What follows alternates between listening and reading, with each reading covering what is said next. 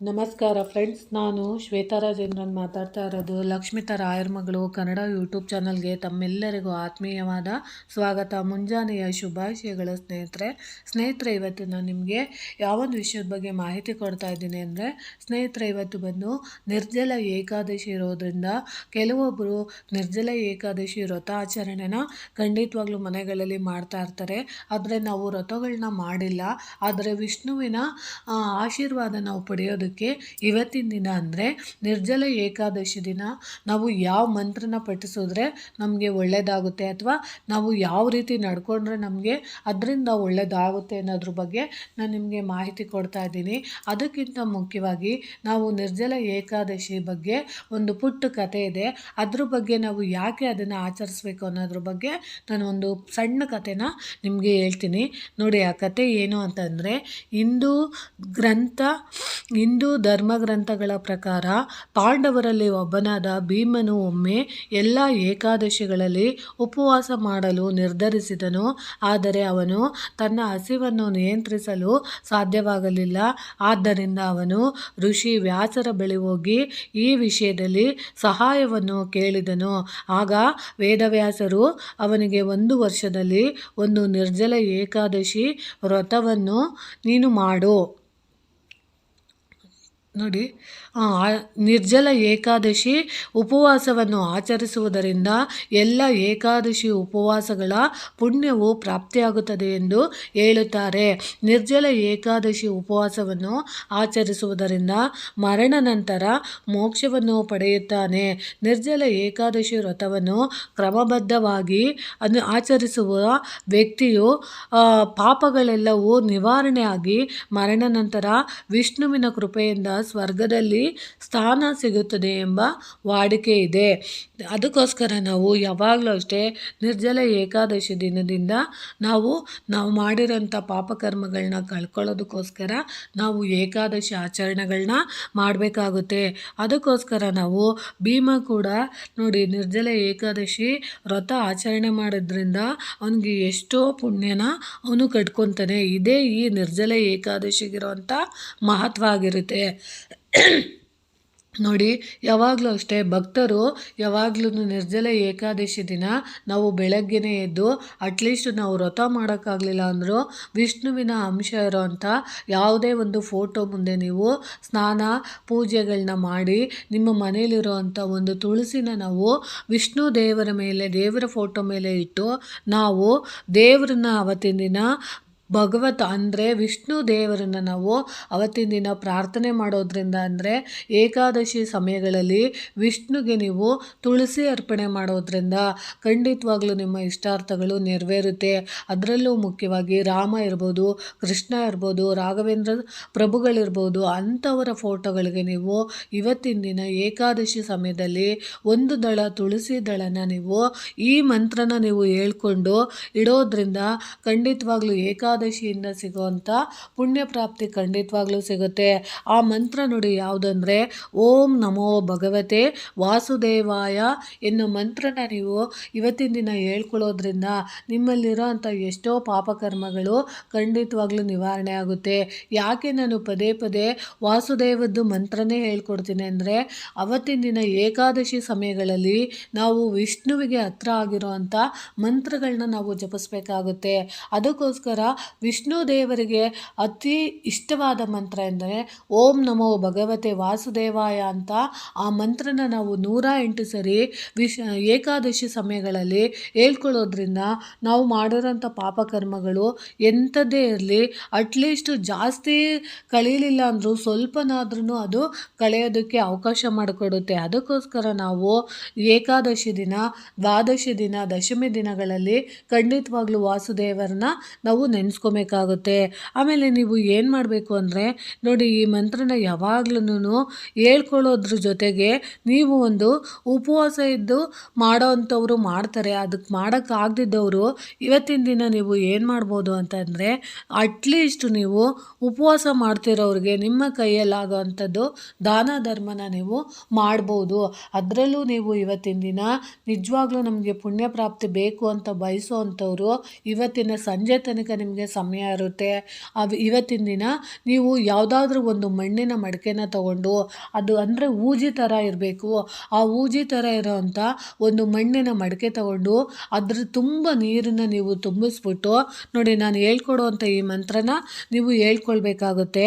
ನೋಡಿ, ದೇವದೇವ ಋಷಿಕೇಶ ಸಂಸಾರಣ್ಣ ವಾತಾರಕ ಉದಕುಂಭ ಪ್ರಧಾನೇನ ನಯಮಾಂ ಪರಮಾಂ ಗತಿಂ. ಅಂದರೆ ಈ ಮಂತ್ರನ ನೀವು ಹೇಳ್ಕೊಂಡು ಅಕಸ್ಮಾತ್ ನಿಮಗೆ ಈ ಮಂತ್ರ ಹೇಳೋಕ್ಕಾಗಲಿಲ್ಲ ಅಂದ್ರೂ ನಾನು ಹೇಳ್ಕೊಡೋ ಅಂಥ ಓಂ ವಾಸುದೇವಾಯ ನಮಃ ಅನ್ನೋ ಮಂತ್ರನ ನೀವು ಒಂದು ಮಣ್ಣಿನ ಮಡಿಕೆಯಲ್ಲಿ ನೀರನ್ನು ತುಂಬಿಸ್ಬಿಟ್ಟು ನಾನು ಹೇಳ್ಕೊಡೋ ಅಂಥ ಈ ಮಂತ್ರನ ನೋಡಿ, ಇನ್ನೂ ಒಂದು ಸರಿ ಹೇಳ್ತೀನಿ ಆ ಮಂತ್ರನ.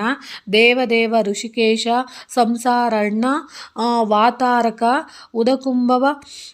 ಉದಕುಂಭ ಪ್ರಧಾನೇನ ನಯಮಾಂ ಪರಮಾಂ ಗತಿಂ. ಈ ಮಂತ್ರ ನಿಮ್ಗೆ ಅಕಸ್ಮಾತ್ ಹೇಳ್ಕೊಳಕ್ಕಾಗಲಿಲ್ಲ ಅಂದರೆ ಓಂ ಋಷಿಕೇಶಾಯ ನಮಃ, ಓಂ ವಾಸುದೇವಾಯ ನಮಃ ಅಂತ ನೀವು ಆ ಮಂತ್ರನ 108 ಸರಿ ಹೇಳ್ಕೊಂಡು ಒಂದು ಮಣ್ಣಿನ ಮಡಿಕೆ ತುಂಬ ನೀರನ್ನು ತುಂಬಿ ನೀವು ಇವತ್ತಿನ ದಿನ ಯಾರಿಗಾದ್ರೂ ದಾನ ಕೊಟ್ಟಿದ್ದೆ ಆದರೆ, ನಿಮಗೆ ನಿರ್ಜಲ ಏಕಾದಶಿ ಉಪವಾಸ ಆಚರಣೆ ಮಾಡದಿದ್ರೂ ನೀವು ಈ ರೀತಿ ದಾನ ಧರ್ಮ ಮಾಡಿದ್ದೆ ಆದರೆ ನಿಮಗೆ ಅದರದಿಂದ ಬರೋಂಥ ಪುಣ್ಯ ಪ್ರಾಪ್ತಿ ಖಂಡಿತವಾಗ್ಲೂ ನಿಮಗೆ ದಕ್ಕುತ್ತೆ. ಯಾಕಂದರೆ ನಾವು ಯಾವಾಗಲೂ ಅಷ್ಟೇ ಏಕಾದಶಿ ದಿನಗಳಲ್ಲಿ ನಾವು ಏನು ದಾನ ಧರ್ಮ ಮಾಡ್ತೀವೋ ಅದು ನಮಗೆ ಪುಣ್ಯ ಪ್ರಾಪ್ತಿ ಆಗೋದಕ್ಕೆ, ಮೋಕ್ಷ ಕೊಡೋದಕ್ಕೆ ಅದು ಸಹಾಯ ಮಾಡುತ್ತೆ. ಈ ರೀತಿ ನೀವು ಮಾಡ್ಬೋದು. ಅದರಲ್ಲೂ ನೀವು ಆ ಮಣ್ಣಿನ ಮಡಿಕೆನ ನೀರನ್ನು ತುಂಬಿಸ್ಬಿಟ್ಟು ಊಜಿನ ನೀವು ಯಾವುದಾದ್ರೂ ಬ್ರಾಹ್ಮಣರಿಗೆ ದಾನ ಕೊಡೋದ್ರಿಂದ ಇವತ್ತು ಯಾರೇ ಇರ್ಬೋದು, ನೀವು ನೋಡಿ ಬ್ರಾಹ್ಮಣರು ಕೆಲವೊಬ್ಬರು ದಾನನ ಈಸ್ಕೊಂತಾರೆ, ಕೆಲವೊಬ್ಬರು ಈಸ್ಕೊಳ್ಳೋದಿಲ್ಲ. ಅದಕ್ಕೆ ನೀವೇನು ಮಾಡಬೇಕು ಅಂದರೆ ಯಾವುದಾದ್ರೂ ಬ್ರಾಹ್ಮಣರು ಮನೆಗಳಿರ್ಬೋದು ಅಥವಾ ಬ್ರಾಹ್ಮಣರಿಗೆ ನೀವು ಕೇಳ್ಕೊಬೇಕಾಗುತ್ತೆ. ಏನಂದರೆ ನೋಡಿ, ನಮಗೆ ಇವತ್ತು ಏಕಾದಶಿ ಆಚರಣೆಗಳಿರೋದ್ರಿಂದ ನಾವು ಮೋಕ್ಷ ಪಡೆಯೋದಕ್ಕೋಸ್ಕರ ನಾವು ಇದೊಂದು ಯಾವುದೋ ಒಂದು ಪುಟ್ಟ ತಂತ್ರನ ಅಥವಾ ಒಂದು ದಾನನ ಮಾಡಬೇಕು ಅಂತ ಅಂದ್ಕೊಂಡಿದ್ದೀವಿ ಅಂತ ಹೇಳಿ ನೀವು ಏನು ಮಾಡಬೇಕು, ದೇವಸ್ಥಾನಗಳಲ್ಲಿ ಏನಾದ್ರೂ ಬ್ರಾಹ್ಮಣರು ಅಪ್ಪಟ ಬ್ರಾಹ್ಮಣರು ಇರ್ತಾರಲ್ಲ ಅಂಥ ದೇವಸ್ಥಾನಗಳಿಗೆ ನೀವು ಹೋಗಿ ಊಜಿ ಅಂದರೆ ಮಣ್ಣಿನ ಮಡಿಕೆ ತುಂಬ ಶುದ್ಧವಾದ ನೀರನ್ನು ತುಂಬಿಸಿ ಅವ್ರಿಗೆ ನೀವು ದೇವಸ್ಥಾನಗಳಲ್ಲಿ ದಾನವಾಗಿ ಕೊಡೋದ್ರಿಂದ ಖಂಡಿತವಾಗ್ಲೂ ನಿಮಗೆ ನಿರ್ಜಲ ಏಕಾದಶಿ ದಿನದಿಂದ ಸಿಗೋವಂಥ ಪುಣ್ಯ ಪ್ರಾಪ್ತಿ ಖಂಡಿತವಾಗ್ಲೂ ಸಿಗುತ್ತೆ. ಆದರೆ ಕೆಲವೊಂದು ದೇವಸ್ಥಾನಗಳಲ್ಲಿರೋಂಥ ಅರ್ಚಕರು ಕೆಲವೊಬ್ಬರಿಗೆ ಪ್ರೋತ್ಸಾಹ ಕೊಡ್ತಾರೆ, ಕೆಲವೊಬ್ಬರು ಈಸ್ಕೊತಾರೆ, ಕೆಲವೊಬ್ಬರು ಈಸ್ಕೊಳ್ಳೋದಿಲ್ಲ. ಅದೇ ನನಗೆ ಬೇಜಾರಾಗೋದು. ಆದರೆ ಏನೂ ಮಾಡೋಕ್ಕಾಗಲ್ಲ. 5 ಮನುಷ್ಯ ಅಂತ ಹುಟ್ಟಿದ ಮೇಲೆ 5 ಬೆಳ್ಳು ಒಂದೇ ಸಮ ಇರೋದಿಲ್ಲ. ಆದರೆ ನಿಮ್ಮ ಪ್ರಯತ್ನನ ನೀವು ಖಂಡಿತವಾಗ್ಲೂ ಮಾಡಿ. ಸಾಧ್ಯವಾದರೆ ಬ್ರಾಹ್ಮಣರಿಗೆ ದಾನ ಮಾಡಿ. ಅಕಸ್ಮಾತ್ ಬ್ರಾಹ್ಮಣರು ನಿಮ್ಮ ಹತ್ರ ಈಸ್ಕೊಳ್ಳೋಕ್ಕಾಗಲ್ಲ ಅಂತ ಅಂದರೆ ನೀವು ಏನು ಮಾಡಬೇಕು ಅಂದರೆ, ಸಾಧ್ಯವಾದಷ್ಟು ಯಾರಾದ್ರೂ ಬಡಬಗ್ರು ಇರ್ತಾರಲ್ಲ ಅಂಥವ್ರಿಗೆ, ಭಿಕ್ಷೆ ಬೇಡ್ತಿರ್ತಾರಲ್ಲ ಅಂಥವ್ರಿಗೆ, ಅಂಗವಿಕಲ ಇರ್ತಾರಲ್ಲ ಅಂಥವ್ರಿಗೆ ನೀವು ಇವತ್ತಿನ ದಿನ ಒಂದು ಮಣ್ಣಿನ ಮಡಿಕೆಗೆ ನೀರನ್ನು ತುಂಬಿ, ಹೊಸದಾಗಿದ್ರೂ ಪರವಾಗಿಲ್ಲ, ಅದಕ್ಕೆ ನೀವು ನೀರನ್ನು ತುಂಬಿಸಿ ನೀವು ದಾನ ಕೊಡೋದ್ರಿಂದ ಖಂಡಿತವಾಗ್ಲೂ ನಿಮಗೆ ಒಳ್ಳೆಯದಾಗುತ್ತೆ. ಅಕಸ್ಮಾತ್ ನೋಡಿ, ಕೆಲವೊಂದು ಮಣ್ಣಿನ ಮಡಿಕೆಗಳು ಹೊಸದಾಗಿ ತಗೊಂಡು ಅದಕ್ಕೆ ನೀರನ್ನು ನೀವು ಬ್ರಾಹ್ಮಣರಿಗೆ ದಾನ ಮಾಡುವಾಗ ಹೊಸ ಮಡಿಕೆ ಅಂದರೆ ಒಂಥರ ಸ್ಮೆಲ್ ಬರ್ತಾ ಇರುತ್ತೆ. ಅದಕ್ಕೆ ನೀವು ಡೈರೆಕ್ಟಾಗಿ ನೀರನ್ನು ತುಂಬಿ ಕೊಟ್ಟಾಗ ಅದು ಸ್ಮೆಲ್ ಬರುತ್ತೆ. ಅದಕ್ಕೆ ನೀವೇನು ಮಾಡಬೇಕು ಅಂದರೆ ಸ್ವಲ್ಪ ಅದನ್ನು ತೊಳೆದು ಅದಕ್ಕೆ ಶುದ್ಧವಾದ ನೀರನ್ನು ತುಂಬಿ ನೀವು ದಾನವಾಗಿ ಕೊಡೋದ್ರಿಂದ ಖಂಡಿತವಾಗ್ಲೂ ನಿಮಗೆ ಒಳ್ಳೆ ಮೋಕ್ಷಕ್ಕೆ ಒಳ್ಳೆ ಪುಣ್ಯ ಪ್ರಾಪ್ತಿ ಆಗುತ್ತೆ ಅಂತ ನಾನು ತಿಳ್ಸೋಕ್ಕೆ ಇಷ್ಟಪಡ್ತೀನಿ. ಅದರಲ್ಲೂ ಇವತ್ತು ನಿರ್ಜಲ ಏಕಾದಶಿ ದಿನ ಅಟ್ಲೀಸ್ಟ್ ನಾವು ಉಪವಾಸ ಮಾಡಲಿಲ್ಲ ಅಂದರೂ ಈ ಪುಟ್ಟ ನಿಯಮಗಳನ್ನ ಇವತ್ತಿನ ದಿನ ಆಚರಣೆ ಮಾಡಬೇಕಾಗುತ್ತೆ. ಈ ದಿನ ನೀವು ಬೇಗನೆ ಮಲಗಬೇಡಿ. ಯಾಕಂದರೆ ನೀವು ಯಾವಾಗ ನೀವು ಹೆಂಗೆ ಅಂದರೆ ಕೆಲವೊಬ್ಬರು ಏನು ಮಾಡ್ತಾರೆ ಅಂದರೆ ಟಿ ವಿ ನೋಡಿಕೊಂಡು ಅಥವಾ ಮೊಬೈಲ್ ನೋಡಿಕೊಂಡು ಟೈಮ್ನ ಸ್ಪೆಂಡ್ ಮಾಡಿಕೊಂಡು ನೀವು ಮಲಗೋ ಅಂಥ ದಿನ ಇರುತ್ತೆ ಗೊತ್ತಾ. ಮಲಗುವಾಗ ನೀವು ತಡವಾಗಿ ಇವತ್ತಿನ ದಿನ ಮಲ್ಗಕ್ಕೆ ಹೋಗಬಾರ್ದು. ಅತಿ ಬೇಗ ಅಂದರೆ ಇವಾಗ ಬೆಳಗ್ಗೆಯಿಂದ ನೀವು ಪೂಜೆ ಪುನಸ್ಕಾರ ಎಲ್ಲ ಮಾಡಿರ್ತೀರ. ಸಂಜೆ ಸಮಯದಲ್ಲಾದ್ರೂ ಅಂದರೆ ಒಂದು 7 ಗಂಟೆ ಅಷ್ಟೊತ್ತಿಗೆ ಊಟ ಮಾಡಿ ಬೇಗ ಮಲಗೋ ಅಂಥದ್ದನ್ನ ನೀವು ಅಭ್ಯಾಸನ ರೂಢಿಸ್ಕೊಬೇಕು. ಆಮೇಲೆ ಇವತ್ತಿನ ದಿನ ಏಕಾದಶಿ ಇರೋದ್ರಿಂದ ಇವತ್ತಿನ ದಿನ ನೀವು ಸಾಧ್ಯವಾದಷ್ಟು ಕಪ್ಪು ಬಟ್ಟೆಗಳನ್ನ, ಯಾವುದಾದ್ರೂ ಒಂದು ಮುಖ್ಯವಾದ ಕೆಲಸಗಳಿಗೆ ಹೋಗ್ತಿದ್ದೀನಿ ಅಂದರೆ ಕಪ್ಪು ಬಟ್ಟೆನ ಹಾಕೋದಂಥದ್ದನ್ನ ಮಾಡೋಕ್ಕೆ ಹೋಗಬೇಡಿ. ಇವತ್ತಿನ ದಿನ ಸಾಧ್ಯವಾದಷ್ಟು ಏಕಾದಶಿ ದಿನಗಳಲ್ಲಿ ಗಂಡು ಮಕ್ಕಳಿಗೆ ಕಟಿಂಗ್ ಮಾಡಿಸೋದು ಅಥವಾ ಕ್ಷೌರ ಮಾಡಿಸೋದು, ಉಗುರುಗಳನ್ನ ಕಟ್ ಮಾಡಿಸೋದು, ಈ ರೀತಿ ಎಲ್ಲ ನೀವು ಮಾಡ್ತೀರಾ, ಅದನ್ನು ಸಹ ಇವತ್ತಿನ ದಿನ ಮಾಡೋಕ್ಕೆ ಹೋಗಬೇಡಿ. ಈ ನಿರ್ಜಲ ಏಕಾದಶಿ ದಿನ ನೀವು ಈರುಳ್ಳಿ ಬೆಳ್ಳುಳ್ಳಿನ ಅಡುಗೆಗೆ ಉಪಯೋಗಿಸಬೇಡಿ. ಆಮೇಲೆ ಈ ದಿನ ಉಪವಾಸ ಮಾಡೋದಿದ್ದರೂ ನೀವು ಪರವಾಗಿಲ್ಲ, ಆದರೆ ಈ ದಿನ ಮಾತ್ರ ನೀವು ಅನ್ನನ ಸ್ವೀಕರಣೆ ಮಾಡೋಕ್ಕೆ ಹೋಗಬೇಡಿ. ನೀವು ಅನ್ನನ ತಿಂದಷ್ಟು ಇವತ್ತಿನ ದಿನ ನಿಮಗೆ ಯಾವುದೇ ರೀತಿ ನೀವು ಪುಣ್ಯ ಪ್ರಾಪ್ತಿ ನೀವು ಪಡ್ಕೊಂಡಿರೋ ಅಂಥ ಪುಣ್ಯದ ಫಲ ಕೂಡ ನೀವು ಕಳೆದುಕೊಳ್ಳುವಂಥ ಚಾನ್ಸಸ್ ಇರುತ್ತೆ. ಅದಕ್ಕೋಸ್ಕರ ನೀವು ಈ ದಿನ ಅನ್ನದ ಹೊರತಾಗಿ ನೀವು ಬದನೆಕಾಯಿ ಕೂಡ ಇವತ್ತಿನ ದಿನ ಬದನೆಕಾಯಿನ ಉಪಯೋಗಿಸಿ ಸಾಂಬಾರುಗಳು ಮಾಡೋ ಅಂಥದ್ದು, ಪಲ್ಯ ಮಾಡೋ ಅಂಥದ್ದು, ಗೊಜ್ಜುಗಳು ಮಾಡೋ ಅಂಥದ್ದನ್ನ ಖಂಡಿತವಾಗ್ಲೂ ಏಕಾದಶಿ ದಿನದಲ್ಲಿ ಮಾಡೋಕ್ಕೆ ಹೋಗಬೇಡಿ. ಸಾಧ್ಯವಾದಷ್ಟು ಇವತ್ತಿನ ದಿನ ನೀವು ಅನ್ನದ ಬದಲಿಗೆ ನಿಮ್ಗೆ ಅನುಕೂಲ ಆಗೋ ಅಂಥದ್ದು ಯಾವುದಾದ್ರೂ ಮುದ್ದೆ ತಿನ್ಬೋದು. ಅದರಲ್ಲೂ ಈರುಳ್ಳಿ ಬೆಳ್ಳುಳ್ಳಿ ಉಪಯೋಗಿಸದಲ್ಲೇ ಇರೋವಂಥ ಮಾಡೋವಂಥ ಸಾಂಬಾರುಗಳನ್ನ ನೀವು ತಿನ್ಬೋದು.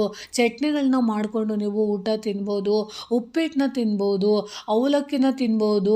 ಅಥವಾ ನಿಮಗೆ ನಾನು ಏನು ಹೇಳೋಕ್ಕೆ ಇಷ್ಟಪಡ್ತೀನಿ ಅಂದರೆ, ಉಪವಾಸ ಮಾಡೋವಂಥವ್ರು ಕಠಿಣವಾದ ಉಪವಾಸ ಮಾಡ್ತಾರೆ. ಅಕಸ್ಮಾತು ನಮಗೆ ಉಪವಾಸ ಮಾಡೋಕ್ಕಾಗದಿದ್ರೂ ಅಟ್ಲೀಸ್ಟು ವಿಷ್ಣುನ ನಾವು ಪ್ರಾರ್ಥನೆ ಮಾಡಿ ಅವರ ಆಶೀರ್ವಾದ ಪಡಿಬೇಕು ಅನ್ನೋರು ಈ ಪುಟ್ಟು ಉಪಾಯಗಳನ್ನ ನೀವು ಮಾಡ್ಬೋದು. ಒಂದು ದಿನ ನಿಮ್ಮ ಮನಸಾರೆ ನೀವು ಈ ಅನ್ನ ತಿಂದಲೇ ಇರ್ಬೋದು, ಅಥವಾ ನೀವು ಈ ರೀತಿ ಶೇವ್ ಮಾಡ್ಕೊಂಡಲೇ ಇರ್ಬೋದು, ಈ ರೀತಿ ಕಪ್ಪು ಬಟ್ಟೆಗಳನ್ನ ಧರಿಸ್ದಲೇ ಇರ್ಬೋದು, ದಾನ ಧರ್ಮ ಮಾಡ್ಬೋದು.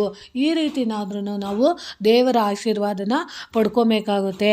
ಅದರಲ್ಲೂ ಮುಖ್ಯವಾಗಿ ನೀವು ಇವತ್ತಿನ ದಿನ ನಿರ್ಜಲ ಏಕಾದಶಿ ದಿನ ನೀವು ದಾನನ ಮಾಡೋ ಅಂಥದ್ದನ್ನು ನೀವು ಮಾಡಿದ್ದೆ ಆದರೆ ನೀವು ಮುಖ್ಯವಾಗಿ ಪಿತೃದೋಷ ಮತ್ತು ಚಂದ್ರದೋಷಗಳಿಂದ ಮುಕ್ತಿ ಪಡಿಬೋದು. ನಿಮ್ಮ ಪೂರ್ವಿಕರು ಮಾಡಿದ್ದಂಥ ಕರ್ಮ ಪಾಪಗಳಿಂದ ಏನಾದರೂ ನಿಮಗೆ ಮೋಕ್ಷ ಸಿಗ್ತಾ ಇಲ್ಲ, ಅಥವಾ ಅವ್ರಿಗೂ ಸಹ ಮೋಕ್ಷ ಸಿಗದಲೇ ಪಿತೃಗಳು ನೋವನ್ನು ಅನುಭವಿಸಿ ನಮ್ಮ ಮನೆಯಲ್ಲಿ ಶಾಪ ವಿಮೋಚನೆ ಆಗಿದ್ದರೆ ಇಂಥ ಸಮಯದಲ್ಲಿ ನಾವು ಅವರಿಗೆ ಮುಕ್ತಿ ಸಿಗೋದಕ್ಕೋಸ್ಕರ ನಾವು ದಾನ ಧರ್ಮನ ಮಾಡಬೇಕಾಗುತ್ತೆ. ಚಂದ್ರದೋಷಗಳಿದ್ದರೆ ಅದನ್ನೆಲ್ಲ ನಿವಾರಣೆ ಮಾಡ್ಕೊಳ್ಳೋದಕ್ಕೋಸ್ಕರ ನೀವು ಇವತ್ತಿನ ದಿನ ಸಾಧ್ಯವಾದಷ್ಟು ದಾನ ಧರ್ಮ ಮಾಡಿ. ನಿಮಗೆ ಏನು ದಾನ ಮಾಡೋಕ್ಕಾಗುತ್ತೋ ಅದನ್ನು ದಾನ ಮಾಡಿ. ಈ ದಿನ ಹಳದಿ ಬಟ್ಟೆನ ದಾನ ಮಾಡಿ, ಹಣ್ಣನ್ನ ದಾನ ಮಾಡಿ, ಚಪ್ಪಲಿನ ದಾನ ಮಾಡಿ, ನೀರನ್ನು ದಾನ ಮಾಡಿ, ತಂಪು ಪಾನೀಯಗಳನ್ನ ನೀವು ದಾನ ಮಾಡೋದ್ರಿಂದ ನಿಮಗೆ ಪಿತೃದೋಷಗಳಿದ್ದರೆ ನಿವಾರಣೆ ಆಗುತ್ತೆ, ಚಂದ್ರದೋಷಗಳಿದ್ದರೆ ನಿವಾರಣೆ ಆಗುತ್ತೆ. ಈ ರೀತಿ ನೀವು ಮಾಡೋದ್ರಿಂದ ಖಂಡಿತವಾಗ್ಲೂ, ಅದರಲ್ಲೂ ನೀವು ಪ್ರಾಣಿ ಪಕ್ಷಿಗಳಿಗೆ ಇವತ್ತಿನ ದಿನ ನೀವು ಆಹಾರ ನೀಡೋದ್ರಿಂದ ಪಕ್ಷಿಗಳಿಗೆ ನೀವು ನಿಮ್ಮ ಮನೆ ಟೆರೇಸ್ ಮೇಲಿರ್ಬೋದು ಅಥವಾ ನಿಮ್ಮ ಮನೆ ಆಟದ ಬಯಲಿರ್ಬೋದು, ಅಲ್ಲಿ ನೀವು ಹೋಗಿ ನಿಮಗೆ ಸಾಧ್ಯವಾದಷ್ಟು ಹೆಸರು ಕಾಳು ಅಥವಾ ಕಡಲೆಕಾಳು ಅಥವಾ ನಿಮ್ಮ ಮನೆಯಲ್ಲಿ ಯಾವುದು ಬೇಳೆಗಳಿರುತ್ತೋ ಆ ಕಾಳುಗಳನ್ನ ನೀವು ಭತ್ತದ ಹರಳಾಗಿರ್ಬೋದು, ಅಕ್ಕಿ ಆಗಿರ್ಬೋದು, ಅಥವಾ ಎಳ್ಳಾಗಿರ್ಬೋದು, ಈ ಥರದ್ದನ್ನು ನೀವು ಯಾವುದಾದ್ರೂ ಒಂದು ಬಯಲು ಪ್ರದೇಶದಲ್ಲಿ ಪಕ್ಷಿಗಳು ತಿನ್ನೋವಂಥದ್ದನ್ನು ನೀವು ಕೊಟ್ಟಿದ್ದೇ ಆದರೆ, ಅಥವಾ ಪಕ್ಷಿಗಳಿಗೆ ಸಂಬಂಧಪಟ್ಟಂತಹ ಹಣ್ಣುಗಳನ್ನ ನೀವು ಇವತ್ತು ದಾನವಾಗಿ ಇಡೋದ್ರಿಂದ ಅಥವಾ ತಿನ್ನಿಸೋದ್ರಿಂದ ಎಷ್ಟೋ ನಮಗೆ ಪುಣ್ಯ ಪ್ರಾಪ್ತಿ ಆಗುತ್ತದೆ. ಅದರಲ್ಲೂ ಮುಖ್ಯವಾಗಿ ನೀವು ಏಕಾದಶಿ ದಿನದಿಂದ ನೀವು ಹಸುಗಳಿಗೆ ಏನಾದರೂ ನೀವು ಇವತ್ತಿನ ದಿನ ಹುಲ್ಲನ್ನು ತಿನ್ನಿಸೋದ್ರಿಂದ ಅಥವಾ ನೀರನ್ನು ಕುಡಿಸೋದ್ರಿಂದ ಸಾಧ್ಯವಾದಷ್ಟು ಇವತ್ತಿನ ದಿನ ನೀವು ಹಸಿರಿಗೆ ಬಣ್ಣಕ್ಕೆ ಸಂಬಂಧಪಟ್ಟಂಥ ಹುಲ್ಲುಗಳನ್ನು ನೀವು ಇವತ್ತಿನ ದಿನ ಪ್ರಾಣಿಗಳಿಗೆ ತಿನ್ನಿಸೋದ್ರಿಂದ ನಮ್ಮ ಜೀವನದಲ್ಲಿ ಎಷ್ಟೋ ಪಾಪಕರ್ಮಗಳು ಮಾಡಿದರೆ ಅದೆಲ್ಲ ಮುಕ್ತಿ ಪಡೆಯೋದಕ್ಕೆ ಇವತ್ತಿನ ದಿನ ಸಹಾಯ ಮಾಡುತ್ತೆ. ನೋಡಿ, ಇಷ್ಟು ಮಹತ್ವ ಇರುತ್ತೆ ಈ ನಿರ್ಜಲ ಏಕಾದಶಿ ಅನ್ನೋದು. ನೋಡಿ ಸ್ನೇಹಿತರೆ, ಇದನ್ನು ನೀವು ಮಾಡಲೇಬೇಕು ಅಂತ ಹೇಳೋದು ನನಗೆ ಅಧಿಕಾರ ಇಲ್ಲ. ನೀವು ಅಟ್ಲೀಸ್ಟ್ ಈ ಪುಣ್ಯ ಪ್ರಾಪ್ತಿಗೋಸ್ಕರನಾದ್ರೂ ಇಷ್ಟು ಸಣ್ಣ ಸಣ್ಣ ಪುಟ್ಟ ಪುಟ್ಟ ಉಪಾಯನ ನೀವು ಮಾಡ್ಕೊಳ್ಳಿ ಅಂತ ತಿಳಿಸ್ತಾ ಇದ್ದೀನಿ. ಸ್ನೇಹಿತರೆ, ಈ ಮಾಹಿತಿ ನಿಮಗೆ ಇಷ್ಟ ಆಗಿದ್ದರೆ ದಯವಿಟ್ಟು ನನ್ನ ಚಾನಲ್ನ ಸಬ್ಸ್ಕ್ರೈಬ್ ಮಾಡ್ಕೊಂಡು ನೋಡಿ, ಹೆಚ್ಚೆಚ್ಚು ವಿಡಿಯೋನ ಶೇರ್ ಮಾಡಿ. ಸಾಧ್ಯವಾದಷ್ಟು ನೀವು ಈ ಮಂತ್ರನ ಹೇಳ್ಕೊಳ್ಳಿ. ಇವತ್ತಿನ ದಿನ ಎಷ್ಟು ಸಾಧ್ಯ ಆಗುತ್ತೋ ಬೆಳಗ್ಗೆಯಿಂದ ಸಂಜೆವರೆಗೂ ನೀವು ಮಲಗೋವರೆಗೂ ಹೇಳ್ಕೊಳ್ಳಿ. ಯಾಕಂದರೆ ನಾವು ಮಾಡೋವಂಥ ಪಾಪಗಳು ಯಾವುದೋ ಒಂದು ಮುಖಾಂತರದಲ್ಲಿ ಅದು ನಿವಾರಣೆ ಆಗಬೇಕು ಅಂದರೆ ಮಂತ್ರಗಳನ್ನ ನಾವು ಪ್ರತಿದಿನ ಉಚ್ಚಾರಣೆ ಮಾಡ್ತಾ ಇರಬೇಕು. ಪ್ರತಿದಿನ ಹೇಳೋಕ್ಕಾಗಲಿಲ್ಲ ಅಂದರೂ ಇಂಥ ಒಂದು ವಿಶೇಷ ದಿನಗಳಲ್ಲಿ ನಾವು ವಾಸುದೇವನ್ನ ನಾವು ಪ್ರಾರ್ಥನೆ ಮಾಡೋದ್ರಿಂದ ತುಂಬಾ ಒಳ್ಳೆಯದಾಗುತ್ತೆ. ಸಾಧ್ಯವಾದಷ್ಟು ಕೃಷ್ಣನ ದೇವಸ್ಥಾನಗಳಿಗೆ ಹೋಗಿ, ರಾಮನ ದೇವಸ್ಥಾನಗಳಿಗೆ ಹೋಗಿ, ಗುರುರಾಯರ ದೇವಸ್ಥಾನಗಳಿಗೆ ಇವತ್ತಿನ ದಿನ ನೀವು ಹೋಗಿ ನಿಮ್ಮ ಕೈಯಲ್ಲಾದಷ್ಟು ಸೇವೆನ ನೀವು ಮಾಡಿ, ಪ್ರದಕ್ಷಿಣೆ ಸೇವೆ ಮಾಡಿ. ಸಾಧ್ಯವಾದಷ್ಟು ಇವತ್ತಿನ ದಿನ ಮನೆಗಳಲ್ಲಿ ರಾಯರ ಪೂಜೆ ಮಾಡೋ ಅಂಥವ್ರು ಖಂಡಿತವಾಗ್ಲೂ ಇವತ್ತಿನ ದಿನ ಅಕ್ಷರ ಮಾಲಿಕ ಸ್ತೋತ್ರನ ಖಂಡಿತವಾಗ್ಲೂ ಪ್ರತಿಯೊಬ್ಬರು ಹೇಳ್ಕೊಳ್ಳಿ, ಪ್ರತಿಯೊಬ್ಬರು ಕೇಳಿಸ್ಕೊಳ್ಳಿ.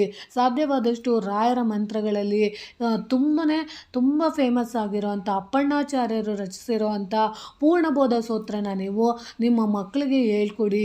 ಅಕ್ಷರ ಮಾಲಿಕ ಸ್ತೋತ್ರನ ಅವರು ಕೇಳೋದಕ್ಕೆ ನೀವು ಅವಕಾಶ ಮಾಡಿಕೊಡಿ. ಯಾಕಂದರೆ ಮಕ್ಕಳಿಗೆ ಜ್ಞಾನಾಭಿವೃದ್ಧಿ ಆಗೋದಕ್ಕೆ, ಶಿಕ್ಷಣದಲ್ಲಿ ಸಾಧನೆ ಮಾಡೋದಕ್ಕೆ ಅತ್ಯುತ್ತಮವಾದ ಮಂತ್ರ ಅಂದರೆ ರಾಯರ ಮಂತ್ರ, ಗಾಯತ್ರಿ ಮಂತ್ರನ ಹೇಳ್ಕೊಡಿ. ಸಾಧ್ಯವಾದಷ್ಟು ಗುರುಗಳು ದೇವಸ್ಥಾನಕ್ಕೆ ಹೋದಾಗ ಗುರುಗಳಿಗೆ ಮಕ್ಕಳ ಮುಖಾಂತರ ನೀವು ದಾನ ಧರ್ಮನ ಮಾಡಿಸಿ. ಯಾಕಂದರೆ ನೀವು ಇವತ್ತಿನ ದಿನ ಮಕ್ಕಳ ಮುಖಾಂತರ ನೀವು ದಾನ ಧರ್ಮ ಮಾಡಿಸಿದಾಗ ಅದರಲ್ಲೂ ಹಯಗ್ರೀವ ಟೆಂಪಲ್ಗಳಿಗೆ ಹೋಗಿ ನೀವು ದಾನ ಮಾಡಿಸಿ. ವಿಷ್ಣುವಿಗೆ ಸಂಬಂಧಪಟ್ಟಂಥ ದೇವಸ್ಥಾನಗಳಿಗೆ ಹೋಗಿ ಮಕ್ಕಳ ಕೈಯಾರೆ ನೀವು ದಾನ ಧರ್ಮ ಮಾಡಿಸೋದ್ರಿಂದ ಮಕ್ಕಳಲ್ಲಿ ವಿದ್ಯಾಭ್ಯಾಸದಲ್ಲಿ ಏನಾದರೂ ಕುಂಠಿತ ಇದ್ದರೆ ಅದೆಲ್ಲ ನಿವಾರಣೆ ಆಗುತ್ತೆ. ಮಕ್ಕಳಿಗೆ ಜ್ಞಾನದ ಅಭಿವೃದ್ಧಿ ಆಗುತ್ತೆ.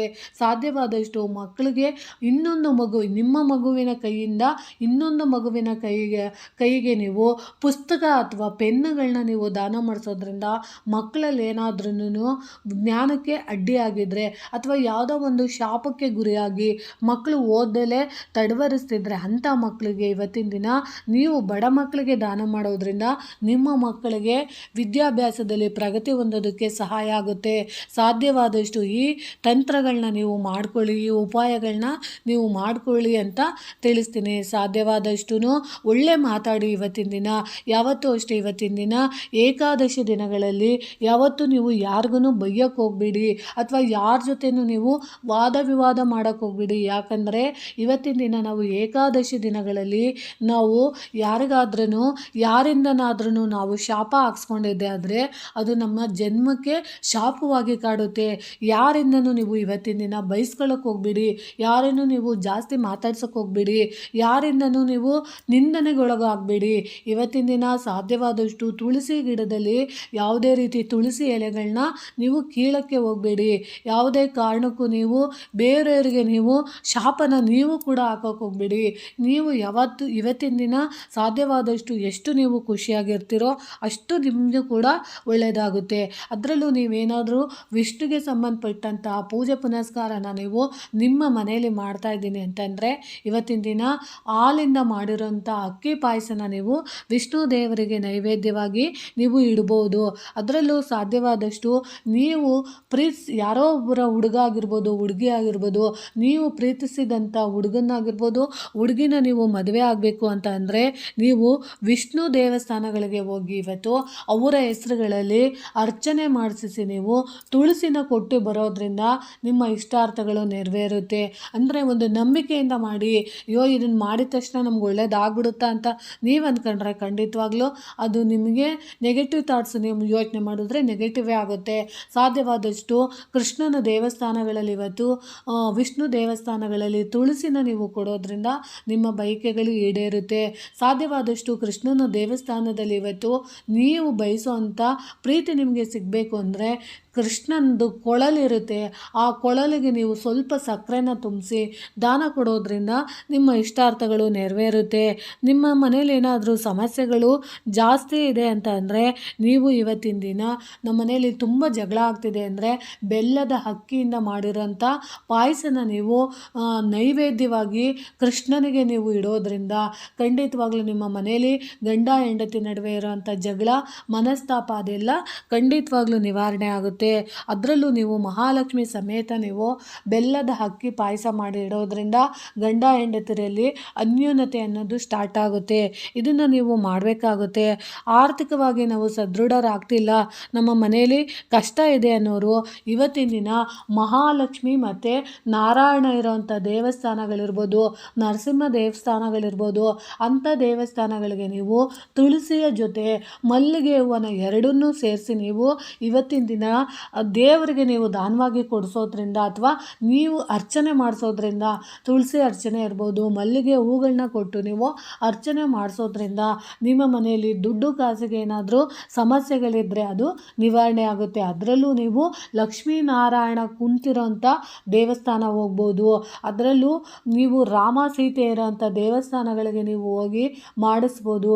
ಈ ರೀತಿ ನೀವು ಮಾಡಿಸೋದ್ರಿಂದ ಖಂಡಿತವಾಗ್ಲೂ ನಿಮಗೆ ಅನ್ಯೋನ್ಯತೆ ಅನ್ನೋದು ಸ್ಟಾರ್ಟ್ ಆಗುತ್ತೆ. ರಾಯರನ್ನು ಇವತ್ತು ಹೆಚ್ಚು ಹೆಚ್ಚು ಪ್ರಾರ್ಥನೆ ಮಾಡಿ, ರಾಯರ ಹತ್ರ ಇವತ್ತಿನ ದಿನ ನೀವು ಪ್ರೀತಿಯಿಂದ ನಿಮಗೆ ಯಾವುದು ನಿಮ್ಮ ಮನಸ್ಸಲ್ಲಿ ಏನು ಇಷ್ಟಾರ್ಥ ಇದೆಯೋ ಅದನ್ನು ನೀವು ಗುರುರಾಯರ ಮುಂದೆ ಇವತ್ತಿನ ದಿನ ನೀವು ಒಳ್ಳೆ ಮನಸ್ಸಿನಿಂದ ನೀವು ಪ್ರಾರ್ಥನೆ ಮಾಡಿದ್ದೆ ಆದರೆ ಖಂಡಿತವಾಗ್ಲೂ ರಾಯರ ಅನುಗ್ರಹ ನಮಗೆ ಆಗುತ್ತೆ ಅಂತ ತಿಳಿಸ್ತೀನಿ. ಸ್ನೇಹಿತರೆ, ನನಗೆ ಗೊತ್ತಿರೋಂಥ ಪುಟ್ಟ ಪುಟ್ಟ ಮಾಹಿತಿಗಳನ್ನ ನಾನು ನಿಮಗೆ ತಿಳಿಸ್ಕೊಟ್ಟಿದ್ದೀನಿ. ಈ ಮಾಹಿತಿ ನಿಮಗೆ ಇಷ್ಟ ಆಗಿದ್ದರೆ ದಯವಿಟ್ಟು ನನ್ನ ಚಾನಲ್ನ ಸಬ್ಸ್ಕ್ರೈಬ್ ಮಾಡ್ಕೊಂಡು ನೋಡಿ, ಹೆಚ್ಚು ಹೆಚ್ಚು ವಿಡಿಯೋನ ಶೇರ್ ಮಾಡಿ ಮತ್ತು ಲೈಕ್ ಮಾಡಿ. ಹೊಸದಾಗಿ ಯಾರಾದರೂ ನೋಡ್ತಾ ಇದ್ದರೆ ದಯವಿಟ್ಟು ನನ್ನ ಚಾನಲ್ನ ಸಬ್ಸ್ಕ್ರೈಬ್ ಮಾಡ್ಕೊಂಡು ನೋಡಿ ಅಂತ ತಿಳಿಸ್ತೀನಿ. ಪ್ರೀತಿಯ ಧನ್ಯವಾದಗಳು ಸ್ನೇಹಿತರೆ.